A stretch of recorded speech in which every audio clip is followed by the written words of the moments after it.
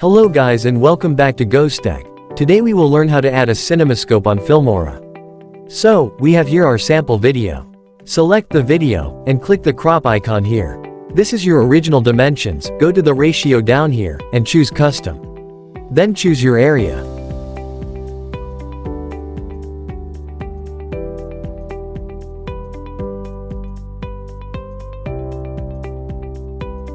This is how it looks.